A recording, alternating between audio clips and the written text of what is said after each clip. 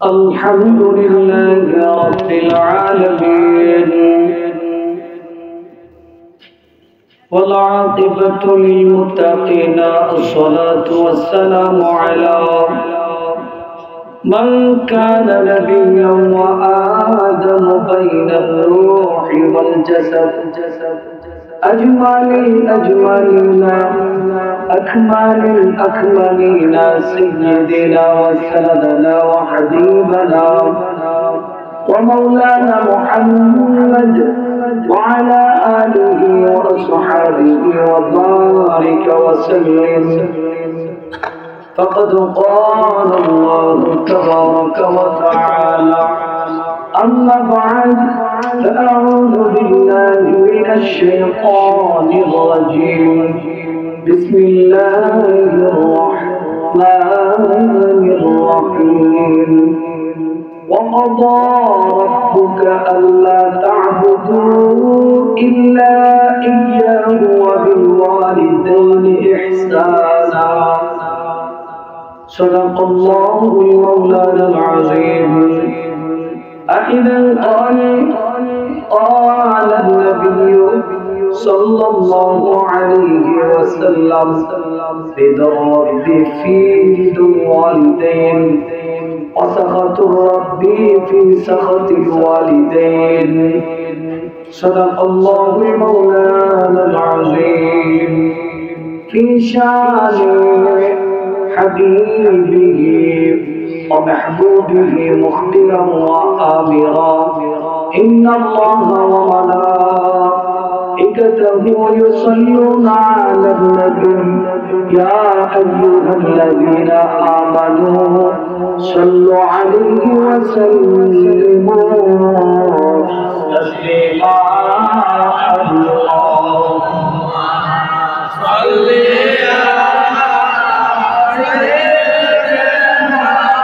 ما شاء الله محبته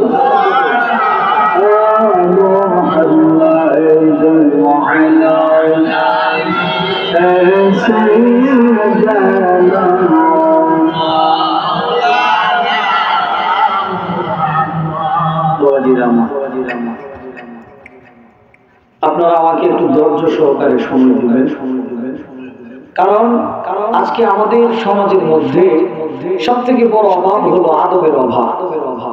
আদব যদি ওই পূর্বের মতো থাকতো তাইলে আজকে আমাদের সমাজ খুব শান্তিময় হয়ে যায়। কথা কোন ঠিক কিনা? আমি একটি আয়াতে কারিমা তেলাওয়াত করেছি, যদিও ছোট্ট একটা আয়াতে কারিমা তেলাওয়াত করেছি, কিন্তু এটার মর্মার্থটা অনেক বেশি। আমি আলোচনা করব, যদি বেশি করি তাহলে আধা ঘন্টা, আর কমে যত পারি বুঝাইতে আর কি। আপনারা এই পর্যন্ত আমাকে একটু সময় দেওয়া লাগবে, দিবেন কিনা? দিবেন তো? বলেন, আজকে আমরা যে দুরূদ শরীফ পাঠ করতেছি, এই দুরূদ শরীফটা কার উপরে পাঠ করতেছি? নবীজির উপরে। খবরদার, আমার নবীর উপরে দুরূদ পাঠ করব, রাসূলের আলোচনা হচ্ছে, ওখানে আপনি ফাইজলামি করবেন। আল্লাহ বলেন তুই জাহান্নামী। তুই কি? আমার নবী খবরদার। আল্লাহ বলতেছেন খবরদার, আমার নবীর শানে আলোচনা অবস্থায় কেউ যদি ওই জায়গায় গুস্তাখি করো, সেজন্য আমি আল্লাহর সাথে বিয়াদবি করব। তাইলে মাহফিল শুনতে আইসা আরো কি হইলাম? গুনাহের ভাগীদার হইলাম। তাইলে বাবা ভাইরা, আমাকে যে সবার পছন্দ হবে, আমি যে সবার পছন্দদায়ক ব্যক্তি তা কিন্তু না।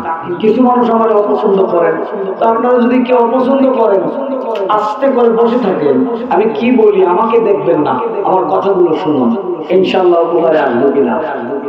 বলেন উপকারে আসবে কিনা?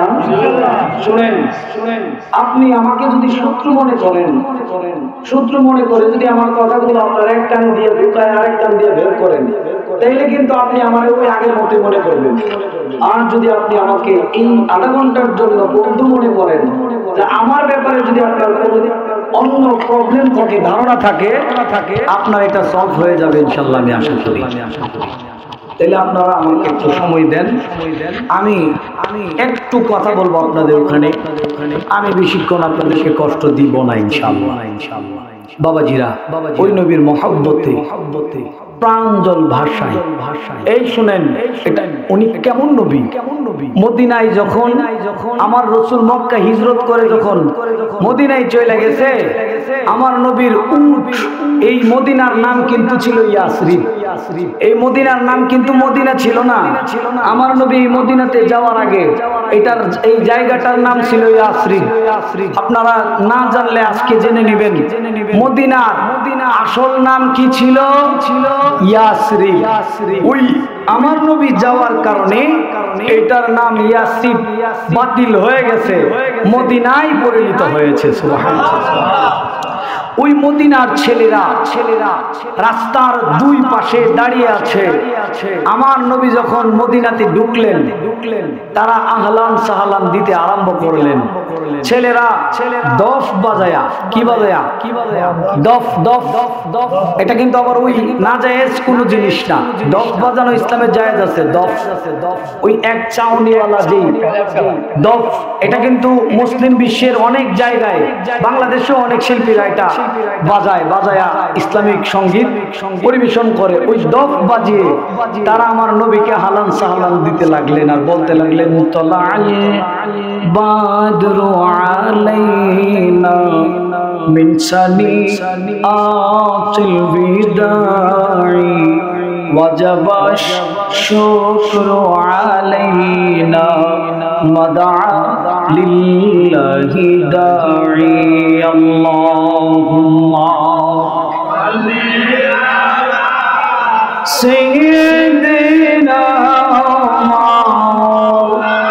মাশাআল্লাহ মাশাআল্লাহ, মুহাব্বতে মাইদু আলা এ সাইয়্যিদিনা।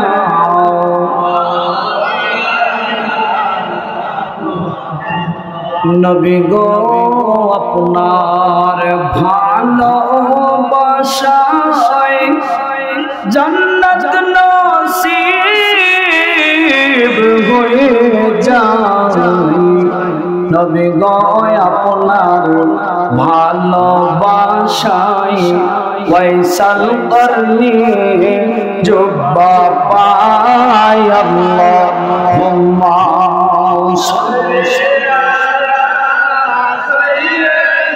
মাশাআল্লাহ মাশাআল্লাহ মাশাআল্লাহ।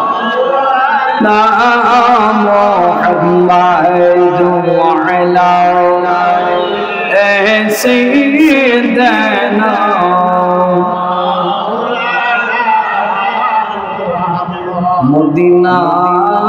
মদিনারি কুকুর যদি হইতা আমার বাবাজিরা রে, আপনারা মনে করতে পারেন হুজুর দুনিয়াতে এত সুন্দর সুন্দর প্রাণী থাকতে আপনি কেন মদিনার কুকুরের মতো হইতে চাচ্ছিলেন? আশেক বলতেছে, দুনিয়াবাসী শুনো, আমি আশরাফুল মাখলুকাত শ্রেষ্ঠ জাতি হইয়া আমার নবীজির রওজা থেকে অনেক দূরে আছি। আমি সকাল সন্ধ্যায় নবীজির রওজাটা দেখতে পারি না। আমি আমার মনের ভাবটা আল্লাহর কাছে প্রকাশ করতেছি, আল্লাহ আমারে আশরাফুল মাখলুকাত না বানাইয়া ওই মদিনার কুত্তা যদি বানাইয়া দিতেন, আমার সৃষ্টিটা ধন্য হয়ে যেত। কারণ আমি নিকৃষ্ট প্রাণী হইয়াও আমার রাসূলের রওজাটা সকাল সন্ধ্যায় দেখতে পাইতাম। এই জন্যে কইজনের মদিনারি কুকুর যদি হইতা আমার নবীজির রওজার পাশে ঘুরিতাম। আল্লাহুম্মা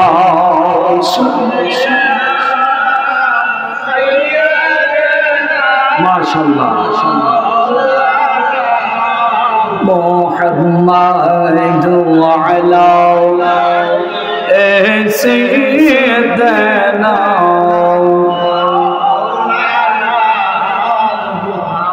রব্বি সাল্লি ওয়া সাল্লিম ওয়া বারিক আলাইহি। বাবাজিরা আমি আপনারা কি কথা বলবেন না, আমি সরাসরি আলোচনাতে ঢুকে গেলাম। আমার আল্লাহ পবিত্র কুরআনুল কারীমের সূরা ইসরাতে একটি আয়াতে কারিমা আমাদেরকে জানিয়ে দিচ্ছেন, ওয়াকাযা রাব্বুকা আল্লা তা'বুদু ইল্লা ইয়্যাহু ওয়া বিল ওয়ালিদাইনি ইহসানা। সুবহানাল্লাহ বলেন।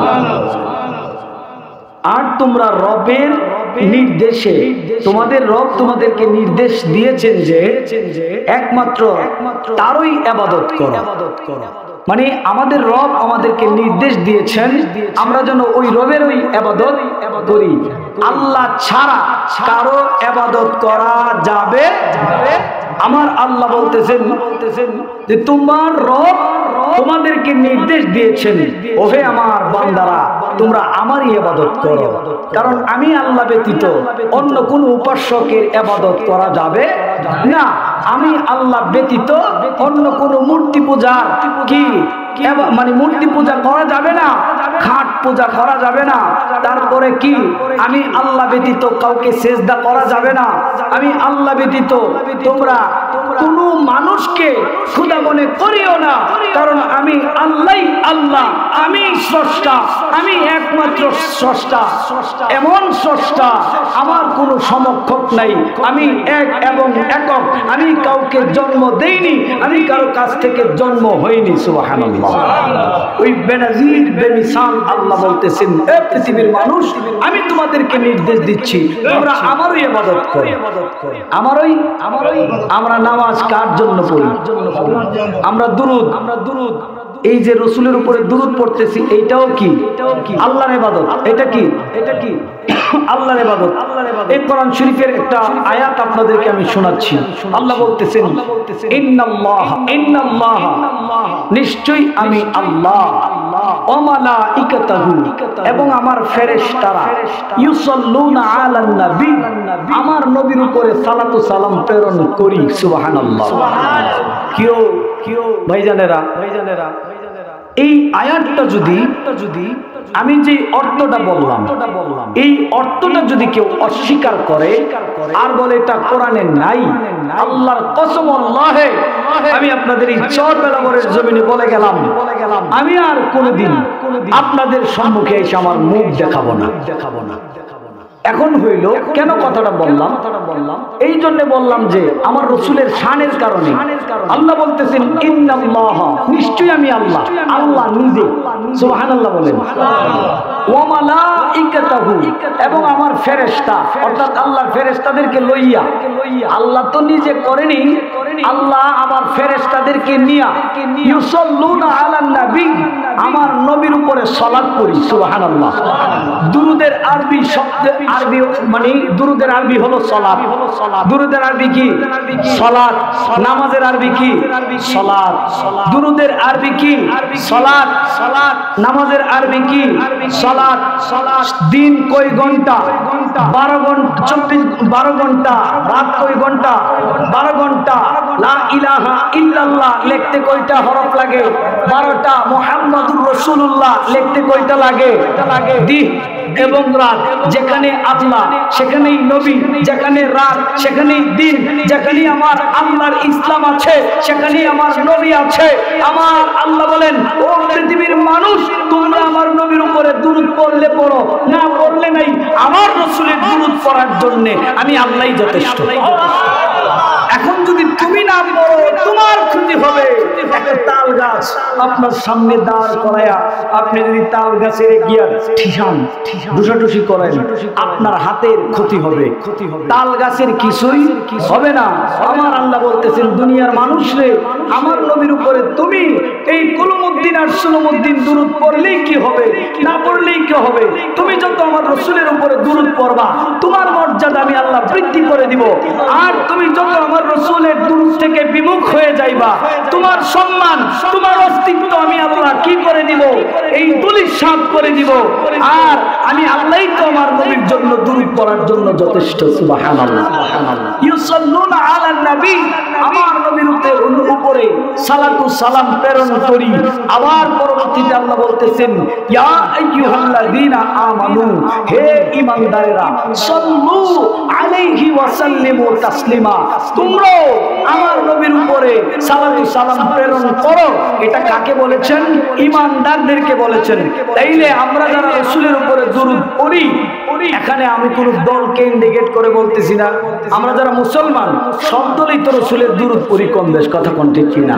তো আমরা যারা রাসূলের দরুদ পড়ি আমরা কি ঈমানদার? আমরা কি ঈমানদার? আর ঈমানদাররাই রাসূলের উপরে দরুদ পড়ে। এই জন্য আল্লাহ ঈমানদারদেরকেই বলেছেন, আমার আল্লাহ বলতেছেন তোমরা দরুদ পড়ো হে ঈমানদারেরা। আল্লাহর ঘোষণা অনুযায়ী যারা দরুদ পড়ে তাদেরকে কি বলা হয়? ঈমানদার বলা হয়। তাহলে আমরা ঈমানদার না বেঈমান? কারণ আমরা রাসূলের দরুদ পড়তেছি, কথা কোন ঠিক কিনা? এই জন্য বাবাজিরা রাসূলের দরুদ পড়বেন। রাসূলের দরুদে অত্যন্ত বেশি ফজিলত। আমি এই দিকে যাব না। এই রাসূলের দরুদ পড়াটাও আল্লাহর ইবাদত। রাসূলের দরুদ পড়াটা কি? রাসূল আমাদের মধ্যে যা যা আল্লাহর তরফ থেকে নিয়ে এসেছেন তা পালন করো কি একটা ইবাদত। এখন যদি কেউ বলে না রাসূলের দরুদ পড়াটা আল্লাহর ইবাদত না, তাইলে আপনি নামাজ থেকে রাসূলের দরুদ কাইটা দেন, নামাজে রাসূলের সালাম দেওয়াটা আপনি কাইটা দেন। পৃথিবীর কোন মুহাদ্দিস, কোন মুফাসসির, কোন মুফতি, কোন মুহাক্কিক, আবেদ, আলেম এমন কোন সৃষ্টি জন্ম হয় নাই যে নামাজ থেকে রাসূলের দরুদকে কেটে দিবে, নামাজ থেকে রাসূলকে সালাম দেওয়াটাকে কেটে দিবে। তার মানে হইল আমার নবীকে সালাম দেওয়া, আমার নবীর উপরে দরুদ পড়া, এটা নামাজের ভিতরেও আমার আল্লাহ পাক আমাদের উপর ওয়াজিব করে দিয়েছেন, কথা কোন ঠিক কিনা? তাহলে রাসূলের দরুদ পড়াটা কি? ইবাদত। আমি এইটা বোঝানোর জন্য বলতেছি। যাই হোক আমার বাবা ভাইরা, আমার আল্লাহ বলতেছেন, এই পৃথিবীর মানুষ তোমরা তোমার রবের ইবাদত করো। তার মানে কি? আমরা আমাদের রবের ইবাদত করব। যেই কাজ করলে গুনাহ হবে ওই কাজ থেকে আমরা বিরত থাকবো। এরপর আল্লাহ পাক বলতেছেন ইয়াহু ওয়া বিল ওয়ালিদাইনি ইহসানা, হ্যাঁ একমাত্র তার ইবাদত করো এবং মা বাবার প্রতি অনুগ্রহ করো। মা বাবার প্রতি কি করো? আল্লাহ বলতেছেন তোমরা একমাত্র আমি রবের ইবাদত করো এবং মা বাবার উপরে অনুগ্রহ করো। এই শব্দটা, অনুগ্রহ শব্দটা খুব মানে মা বাবার উপরে দয়া করো, খালেজ বাংলা কথা যেটা আর কি। আল্লাহ বলতেছেন ইল্লা ইয়াহু ওয়া বিল ওয়ালিদাইনি ইহসানা, এবং তোমরা তোমাদের পিতামাতার উপরে অনুগ্রহ করো, দয়া করো। সুবহানাল্লাহ। এই অনুগ্রহ করার কথা কেন বলেছেন? আল্লাহ পাক জানেন এমন একটা সময় আসবে সন্তানের চোখের সামনে মা বাবা বৃদ্ধ হয়ে যাবে, মা বাবা বিছানার মধ্যে প্রস্রাব পায়খানা করে দিবে। ওই সময় তোমরা অনুগ্রহ করো, রব্বির হামহুমা কামা রব্বায়ানি সাগীরা। আল্লাহ আমাদের পিতামাতাকে আপনি ওইভাবে রাখুন যেইভাবে আমাদেরকে রেখেছিলেন। অনুগ্রহ মানে কি? বাবা আমি আর আপনি যখন অনেক ছোট মায়ের পেটের মধ্যে কিতাব প্রমাণ করে আমরা যখন দুনিয়াতে আসছি, তখন আমাদের মায়ের যে পেটের ভিতরের দিকে ছিল আমাদের দুইটা ঠ্যাং, আর মায়ের প্রসবের রাস্তা। আমি কিন্তু বাবার এই বাইরে আপনারা কেউ আমার প্রতি কোনো কষ্ট নেবেন, আমি একটু অন্যরকম মানুষ। আমি কাউকে ভয় করি না একমাত্র আল্লাহ ছাড়া। আমি শুধু দুইটা জিনিস ভয় করি। এক, আমার আল্লাহর কাঠ গড়াই কি আমি ধরা খেয়ে ফেলবো? আর একটা ভয় করি আমার রাসূল কি আমার উম্মত বলে আমার প্রতি নারাজ হবে। এই দুইটা ভয় ছাড়া আমার ভিতরে আর কোনো ভয় নাই। হাল্লি বাল্লি আর কোনো ভয় নেই। আমি আদব ডরে খুব ভয় পাই রাসূলের উপরে। এই জন্য কিন্তু আমি এক্সট্রা কোনো শব্দ সহ্য করতে পারি না। বাবা ভাইরা যতক্ষণ পর্যন্ত থাকেন একটু মহব্বত দিয়ে বসেন, আশা করি সামনে আপনাদের ভালো লাগবে। আমরা যখন দুনিয়াতে আসি, আসার আগে আমরা 10 মাস 10 দিন মায়ের গর্ভে থাকি। যখন কেউ 6 মাস থাকে মায়ের গর্ভে, কেউ 7 মাস থাকে, কেউ 9 মাস থাকে। তো আমরা যখন দুনিয়াতে আসি, আসার পূর্ব মুহূর্তে আমাদের মাথার দিকটা কিন্তু মায়ের প্রসবের রাস্তার দিকে চলে আসে, আর পা গুলো ভিতরের দিকে থাকে। মনোযোগ দিবেন, কেউ না বুঝে মন্তব্য করবেন না, একটু সহযোগিতা দেন, আমি আপনাদেরকে বোঝানোর চেষ্টা করব। দেখেন আপনার মায়ের গর্ভের ভিতরে যখন আপনার বাবার মনিটা চলে যায়, তখন এর 40 দিন পর থেকে একটা বাচ্চার উৎপাদন হইতে থাকে, একটা বাচ্চা উৎপাদিত হইতে থাকে। যখন 1 মাস 2 মাস 3 মাস পার হয়ে যায়, পর্যায়ক্রমে ওই বাচ্চাটা পেটের ভিতরে বড় হইতে থাকে। বাচ্চার ওজনটা অবশেষে থাকে 5 কেজি 8 কেজিও থাকে, আছে না নাই? বলেন আপনাকে যদি আমি সারাদিন 5 কেজি ওজনের একটা পাথর পেটের মধ্যে বাইদা দিয়ে দিই, আপনি কি এটা রাখতে পারবেন? ওই 5 কেজি ওজনের মানুষ আমরা, আমাদের মা কিন্তু আমাদেরকে এই পেটটার মধ্যে 10 মাস 10 দিন রেখেছে। যে পাথর আমরা পুরুষরা একদিন রাখা আমাদের পক্ষে সম্ভব না, ওই পাথরটা আমাদের এই ওজনটা মা 10 মাস 10টা দিন আমাদের এই ওজনটা বহন করে তারপরে দুনিয়াতে আমাদেরকে এনেছেন। শোনেন, মা যখন খাইতে বসছে, আপনার বাচ্চাটা কিন্তু পেটের ভিতরে জীবিত, নড়াচড়া করতে পারে। একটা পানির পুটলার ভিতরে একটা পানির পুটলা থাকে, এটার ভিতরে কিন্তু বাচ্চাটা নড়াচড়া করতেছে। মা যখন খাইতে বসছে, বুকরা বুকরা বইটা একটা লুকমা দিয়েছে, বাচ্চা খাবে, আর একটা লুকমার সময় ওই সন্তান মাথা দিয়া মায়ের কলিজার মধ্যে একটা লাথি মারছে। বাবারা, যেই কলিজার মধ্যে একটা চুলের আঘাত লাগলে মানুষ সহ্য করতে পারে না, আপনার গুটি গুটি পা দ্বারা ওই কলিজা বরাবর যখন লাথি মারছেন, মা খানার প্লেটটা থইয়া ওইটা দাঁড়ায় গেছে, আর এই বাচ্চা মায়ে খাইছে না, মায়ে সোজা হইয়া বিছানায় শুয়ে গেছে। কথা কোন কি বাস্তব না অবাস্তব? আপনারা বুঝবেন। একজন মহিলাকে আপনারা জিজ্ঞাসা করুন, হুজুর যে আলোচনাটা করে গেছে এটা কি মিলে কিনা? যদি না মিলে আপনারা আমার কান কাটটা দিয়ে আমার নবী মিথ্যা কথা কয়ে গেছে, আমার রসুল কি মিথ্যা কথা বলতে পারে? রসুল যা বলেছেন সব সত্য। শুধু এই কষ্ট না রে বাবা, ওই যে আমি বলেছিলাম আপনি যখন প্রসব হবেন, আপনার মাথাটা প্রসবের রাস্তার দিকে যদি আমি জীবনে কোনোদিন দেখি নাই, আমি কোরআন হাদিসে যেইটা পড়েছি সেইটা বলতেছি, পাগুলো থাকে মায়ের প্রসবের রাস্তার, মায়ের পেটের ভিতর দিকে। যখন বাচ্চাটা দুনিয়াতে আসবে, আসার সময় যখন এখনো নির্ধারিত হয় নাই, কিতাব প্রমাণ করে বাচ্চাটা ছটফট করে সে আসতে চায় না। লাস্টে যখন 2 জন কুদরতি ফেরেশতার মাধ্যমে আল্লাহ পাক ওই বাচ্চাটার গাঁট ধরে ধাক্কা দেন, আল্লাহর এই ফেরেশতারা গাঁট ধরে ধাক্কা দিয়ে দুনিয়াতে আনার চেষ্টা করে, ওই সময় সন্তানটা তার এই পাগুলো দিয়া তার মার কলিজার মধ্যে জোরে একটা আঘাত করে ভর করে দুনিয়াতে আসার সময় মা বেহুশ হইয়া জমিনে পড়ে যায়। চিৎকার দিয়ে কি আল্লাহু আকবার বলা যাবে না? মা বেহুশ হইয়া যায়। আমার নবী বলেন, দুনিয়ার মানুষরা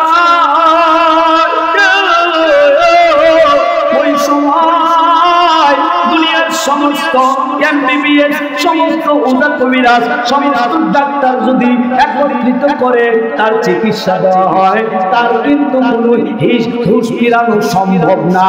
এই পৃথিবী বিখ্যাত কোনো ডাক্তার যদি তার হুঁশ ফিরানোর জন্য পৃথিবীর বিশ্ববিখ্যাত মেডিসিন তাকে দেওয়া হয়, সে কোনোদিন হুঁশ ফিরবে না। কিন্তু ওই সময় তার হুঁশ চলে আসে একটা মেডিসিন। এই মেডিসিনটা হলো সন্তানের চিৎকার, ওয়া ওয়া আওয়াজ। এই আওয়াজটা যখন মায়ের কানের মধ্যে পৌঁছে, মায়ের কানের মধ্যে পৌঁছার সাথে সাথে মায়ের জ্ঞান ফিরে আসে। কথা কোন ঠিক কিনা? শুধু তাই না, যাদের বাবা নাই, ছোটকালে মারা গেছে, তারা বুঝবেন বাবা যদি একটা সন্তানের মা মারা যায়, বাবার একটা বিবাহ করে, সন্তানের কপালের দুর্গতি কিন্তু দূর হয় না।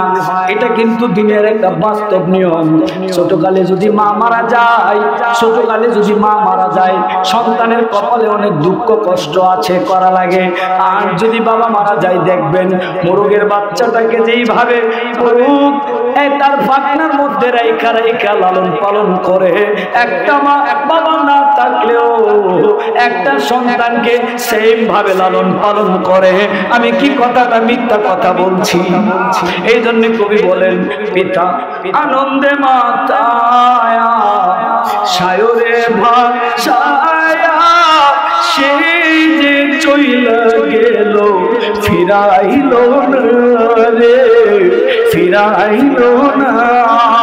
যাদের মা নাই একটা বার মনটা খুলে একটা ডাক দেন মা। পিতা আনন্দে মাতায়া সায়রে ভাষায়া সেই যে চইলা গেল ফিরাইল না রে, ফিরাইল না। মায়ের দেখিয়া সন্তানের দায় ও কালে মা প্রাণ হারায়, এমন দিব খুই যাবাবি না, এমন দিব কেউ হবে না আমার মা গো। সবের কি বেতা মাই জানে সেই কথা, মরিয়াও যেন মায়ের মরণ হইল না রে, মরণ হইল না।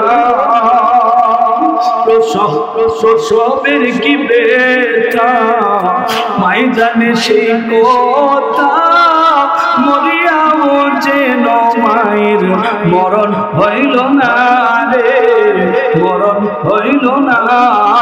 মায়ের টেকিয়া সন্তানের দায় ও কালেমা জ্ঞান হারায়, এমন দিব বিখুই যাবাবি না, এমন দিব কেউ হবে না আমার মা গো।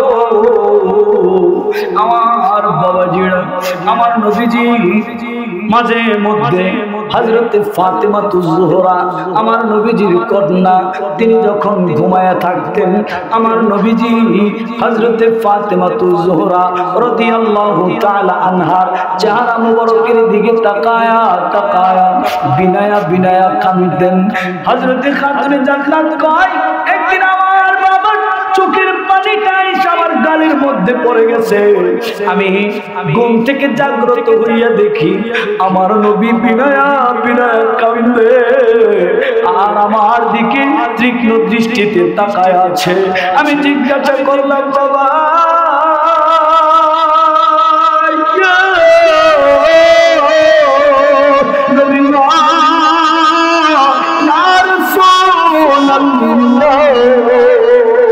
আপনি কেন আমার দিকে তাকায়া তাকায়া কাঁদতেছেন? আমার নবী বুক ভরা ব্যথা লইয়া, চোখ ভরা জলমারত লইয়া আমার নবীজি খাতুনে জান্নাত মা ফাতেমাকে বলে, মারে শোনো শোনো, তোমার চেহারাটা আমার মায়ের সাথে কিছুটা মিল আছে। আমার যখন মায়ের কথা মনে করিয়া যায়, আমি তুমি মা ফাতেমার চেহারার দিকে তাকায়া আমার মা দেখার স্বাদ মিটায়া নেয়। একটা বার চিৎকার দিয়ে বলেন আল্লাহু আকবার।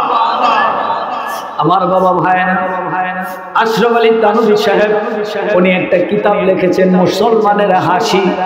ওই কিতাবের মধ্যে তিনি চমৎকার একটা মা সম্পর্কে একটা ঘটনা বলেছেন। কি ঘটনা? তিনি বলে, একটা ছেলে মাকে আইসা বলতেছে, মা গো আপনি যে আমারে লালন পালন করছেন, আপনি যে আমারে 10 মাস 10 দিনও ধরে রাখছেন, আপনি আমারে বুঝা পাইছেন, কষ্ট করেছেন, এই যে একটা ঋণ, এই ঋণটা আমি শোধ করব, পরিশোধ করব। আপনি আমাকে বলেন কত টাকা, কত দিনার, কত দিরহাম আপনাকে দিলে এই ঋণটা শোধ করা যাবে? হযরতে বাদশা ইব্রাহিম বিন আদহামের জামানার ঘটনা।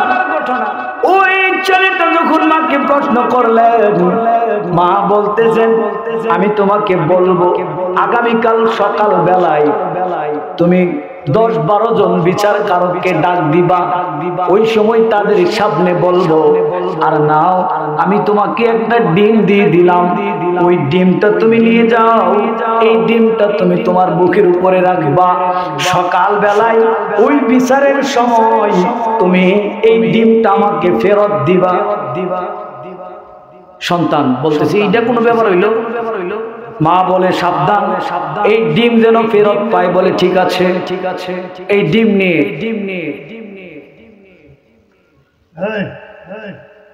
এই ডিম নিয়ে থাক, এই ডিম নিয়ে আমি মনে হয় তাদেরকে বোঝাইতে পারছি না, এটা আমার ব্যর্থতা। এই ডিম নিয়ে ওই ছেলেটা ঘুমাইলেন। সকালবেলায় ওই 10 জন সালিশকারককে, বিচারকারককে ডাক দিলেন, মার ঋণ শোধ করো। মাঝে তারা লালন পালন করছে। এখন সালিশকারকরা আসলেন, আমি সংক্ষেপে বলতেছি বোঝানোর জন্য। সবাই আসলেন, এখন মাও আসলেন। বলতেছে, কিরে বাবা, কি তুই আমাদের ডাকছস কেন আমাদেরকে? বলতেছে, বাবা ডাকছি যে আমার মা যে এতদিন আমাদেরকে লালন পালন করলো, আমারে মানে অনেক কষ্ট করে আমার মা লালন পালন করেছে, আমি মার ঋণটা আজকে শোধ করব। এই জন্য আপনাদের সম্মুখে আমি মার ঋণটা শোধ করার চেষ্টা করব, আপনারা যদি বলেন আর কি। তখন ওই ছেলেটা ওই সালিশকারকরা বলতেছে, ঠিক আছে, তো তোর মারে ডাক দে। মারে ডাক দিছে, কি ব্যাপার, আপনার সন্তান আপনার ঋণ শোধ করতে চায়, আপনি কি বলেন? বলে, হ্যাঁ, আমার সন্তান আমাকে ঋণ শোধ করবে, কথা সত্য, কিন্তু আমি যে আমার সন্তানের হাতে একটা ডিম দিছিলাম কালকে সকালবেলায়, এইটা আগে আমার ফেরত দিই। আল্লাহু আকবার বলেন না। সন্তানটাকে ডাক দিয়ে বলেন, বাবারে, তুমি একটা ডিম আমার কাছ থেকে নিয়েছিলাম, বলেছিলাম বুকের উপরে রাইখা ঘুমাইতে, তুমি ওই ডিমটা আমাকে একটু ফেরত দাও। এই ডিমটা আমাকে একটু ফেরত দাও। এই ডিমটা দিয়ে দিলে বিষ, আমার আর কিছু দেওয়া লাগবে না, ডিমটাই তোমার কাছে চায়। ওই ছেলেটা ডাক দিয়ে বলে, মাগো, এই ডিমটা আমি তোমাকে কোথা থেকে ফেরত দিব গো মা? এই ডিমটা তো আমার বুকের উপরে রেখেছিলাম, হঠাৎ করে ঘুমের মধ্যে আমার পিঠের নিচে পড়ে এই ডিমটা ভেঙে গেছে, আমি কিভাবে ফেরত দিব? মায়ের কান্নার স্পিডটা বেড়ে গেল। মা ডাক দিয়া কই, সন্তান শোনো,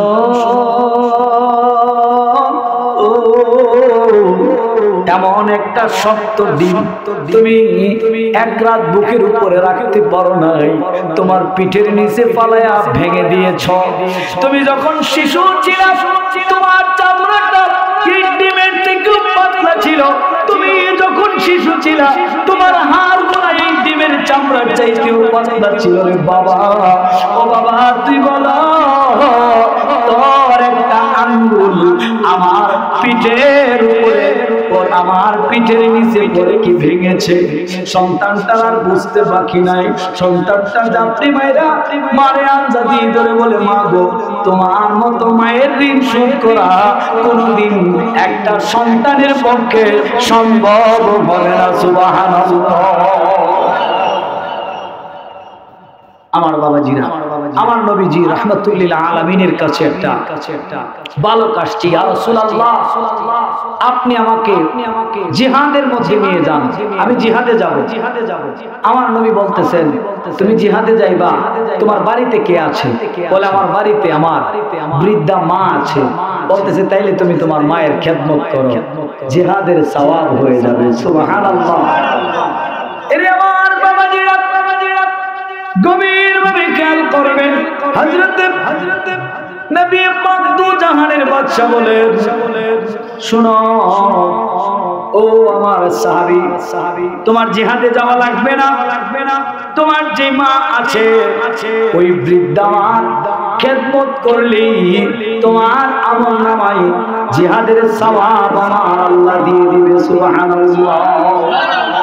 ওই মার কথা তো আমি আপনাদেরকে শুনাইছি, এটা তো মা, এর থেকেও দরদি, এর থেকেও দয়ালু, এর থেকেও বেশি আপন আপনি আমার নবী রাহমাতুল্লিল। ওই রাসূল রাহমাতুল্লিল আলামিনের আদর্শ মানলেই আপনি মা বাবার খেদমত করবেন। আজকে আমাদের ছেলেরা এত বড় দাড়ি রাখে, দেখবেন এত বড় দাড়ি রাখে, কিন্তু বাপের সাথে করে বিয়া দিবি। আবার দেখবেন হাতের মধ্যে তসবিহ লাগায় বাপের সাথে করে বিয়া দিবি। এটার কারণ হইল, এর তসবিহ আছে, দাড়িও আছে, কিন্তু রাসূলের প্রতি তার মহব্বত। যেটা করলে সে তার মা বাবার খেদমত করবে, ওইটাই তার আসল মূল ধন, তার ভিতরে নাই। দাড়ি দিয়ে আর তসবিহ দিয়ে কি হবে? আপনারা তত্ত্ব নিয়ে দেখবেন, অনেক ছেলেরা 5 ওয়াক্ত নামাজ পড়তেছে, নিজে ভালো ভালো চলতেছে, দাড়িও বড় বড়, কিন্তু মা বাপের খেদমত করে না, এর কারণ হইল সে আমার রসুলের পূর্ণাঙ্গ আদর্শটা তার ভিতরে কি করে নাই, ফিটিং করে নাই। রসুলকে যেইভাবে ভালোবাসার কথা ছিল ওইভাবে রসুলকে ভালোবাসে নাই। বাবা ভাইরা বলেন, আমরা রসুল প্রেমিক। কোনদিন দেখেছেন কোন রসুল প্রেমিক মা বাপকে কষ্ট দিতে? সে যদি গরিবও হয়, সে যদি মিসকিনও হয়, সে নিজে না খাইতে পারলেও পিতামাতার খোঁজ খবর নেয়। কথা কোন ঠিক কিনা? এই জন্য আমার বাবা ভাইরা, আমরা যারা আছি আমরা সবাই আশিকুর রাসূল। নবীর একটা আদর্শ হলো, আমার নবীর একটা বাণী হলো, আমার নবীর একটা সর্বোচ্চ তাকিদ হলো, তোমরা জামাতের সহিত ইমানের সহিত 5 ওয়াক্ত নামাজ আদায় করো। বৃদ্ধা মা বাবা যদি তোমাদের ঘরে থাকে তাহলে তোমরা খেদমত করো। এখন আপনি দাঁড়িয়ে আছে, টুপি আছে, সবকিছু আছে, নামাজও পড়েন, কিন্তু মা বাপের মনে কষ্ট দেন, আপনি কি জান্নাতে যাইতে পারবেন? না। কারণ আপনার মা আপনার প্রতি অসন্তুষ্ট যদি হয়, আপনার নামাজ, রোজা, হজ, যাকাত কিছুই কবুল হবে না। আর আপনার মা যদি আপনার উপরে রাজি খুশি থাকে, আপনি নামাজ পড়লে এই নামাজ আল্লাহর দরবারে কবুল হবে, আপনি রোজা রাখলে এই রোজা আল্লাহর দরবারে কবুল হবে। আমার বাবা ভাইয়েরা, সর্বোপরি কথা হইল আপনারা মা বাবা, যাদের মা বাবা আছে খেদমত করবেন, আর যাদের মা বাবা নাই কি করবেন? মা বাবার কবরের পাশে দাঁড়ায়া আপনারা জিয়ারত করবেন। কি করবেন? জিয়ারত করবেন। রব্বির হামহুমা কামা রব্বায়ানি সগীরা। মা বাবার জিয়ারত আমাদেরকে শিখাইছেন কে? আল্লাহ। আমার আল্লাহ পবিত্র কুরআনুল কারীমে বলতেছেন, ওয়াকুর রব্বির হামহুমা কামা রব্বায়ানি সগীরা। তোমরা বলো, হায় রব, আমাদেরকে, আমার পিতামাতাকে আপনি এমন ভাবে রাখুন যেমন ভাবে তারা আমাদেরকে দুনিয়াতে লালন পালন করে রেখেছেন। এই দোয়াটা শিখেছি কেডা? তো মা বাবার জন্য দোয়া করা, এটা সুন্নতে রাসূল, সুন্নতে সাহাবা, সুন্নতে ওলি আব্দুল গাউস কুতুব। মা বাবার কবর জিয়ারত করা কি বেদাত নাকি জায়েজ? অবশ্যই 100% জায়েজ। যাদের মা বাবা আছে মা বাবার খেদমত করবেন, যাদের মা বাবা নাই জিয়ারত করবেন। আমি আমার অগোছালো বক্তব্য ওখানেই সমাপ্ত করে দিলাম। ওমা আলাইনা ইল্লাল বালাগ। আসসালামু আলাইকুম ওয়া রাহমাতুল্লাহি ওয়া বারাকাতুহু।